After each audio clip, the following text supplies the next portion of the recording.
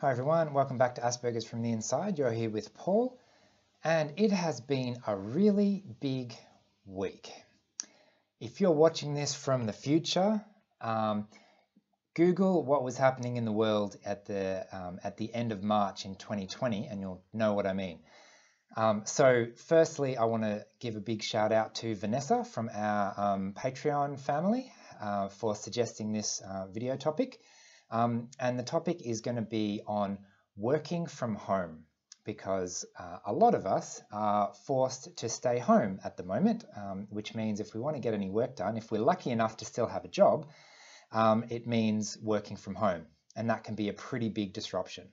So I'm a little bit lucky in the sense that I was already working from home.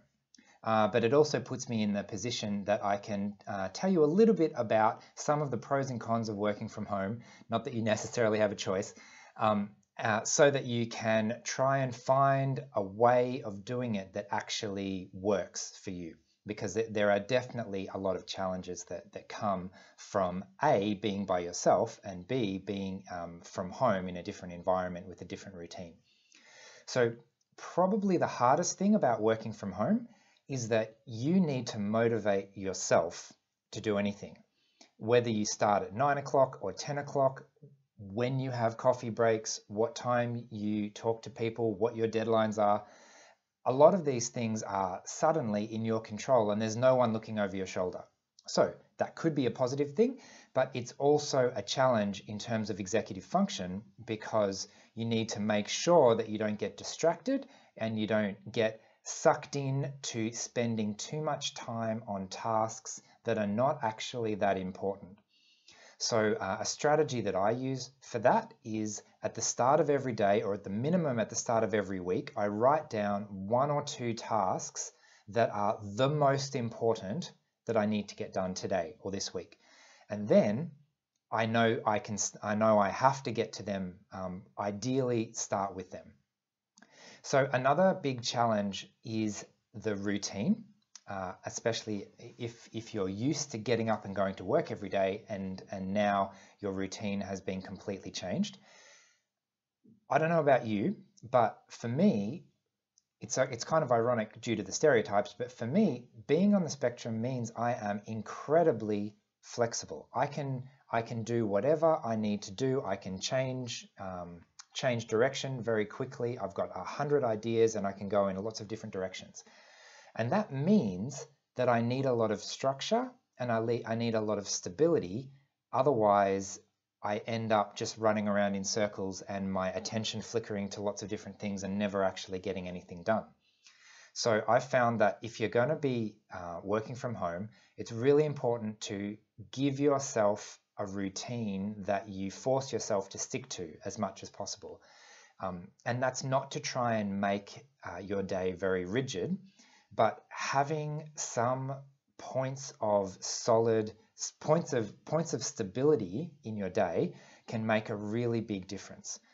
Even something as simple as I get up at this time and the first thing I do is this, or when it's 10 o'clock, I have a coffee break. When it's 12:30, I have a half an hour lunch break, or things like that make a really big difference. I also find it really helpful to allocate time in advance, especially when I don't know how long a task is going to be. So sometimes I might be checking my emails, for example. If I have 5 emails or if I have 500, I don't know that in advance. But if I tell myself I am going to check my emails for half an hour, then if I've got 500, well, I'm not going to get through all those, and it doesn't really matter. But I've got something to ground me a little bit in my routine. And instead of thinking I have to check my emails until they're all done, and then I end up wasting my entire day checking emails and not getting anything else done, I've scheduled my time for that, and then I've scheduled my time for the next thing. And it also allows me to make sure I schedule enough time for one thing so that I can get into the groove of that one thing. I've done videos in the past about how I am definitely a monotasker. It takes me time to switch gears between I was doing this and now I'm doing this now. So allocating that time into your own budget helps a lot as well. In terms of attention, it's really hard to keep your attention on the right thing at the right time. These days, we use technology so much that if I want to check, so a colleague sends me an SMS and I want to check the SMS on my phone, but as soon as I open my phone, I get a notification from Facebook and the news, and I get a reminder for all these other things as well. And it's easy to check one thing really quickly, and then your mind forgets what you were actually doing. The real life example of this have you ever been just absent-mindedly, you open the fridge and then just forget what you were going there to get, or you find yourself in a room or standing in front of a cupboard or a drawer, or you walked to the other end of the house for some reason and you can't for the life of you remember what that reason was. There was definitely a reason. And having technology that tries to get our attention and tries to suck our attention into a certain way all the time really makes that problem more difficult. So I find I need other people to keep me on track. When I'm working in an office, in a team with other people, then it's really easy to check in with them if I ever need to be kept on track. So the solution that I find when I'm working from home is I need to have a number of people that I can call when I'm stuck. If I'm not sure what to do, or I'm going down a rabbit hole of something, or I feel like I'm running around in circles, or I just feel stuck, or I feel tired, or I'm not sure what to do next, pick up the phone, talk to someone. It's like magic. It's like I had a million options in front of me and I didn't know what to do. And then 5 minutes on the phone with someone, and I've tried to explain them the 1 million options, but obviously I couldn't. So I picked 2 or 3 to explain to them. And then I realized that actually only one is important. And then they say, so have I helped in this conversation? I haven't said anything. And I say, yes, this has been very helpful. I now know what to do next because I've spoken to another human being and they've been able to reflect back what I'm saying, and it helps immensely. So anyway, I guess there's no one way to do this working from home thing, but if I had to summarize a couple of tips, it would be find a routine that you can stick to. It might be hard because you've had a massive disruption to your life and changing routine since last week.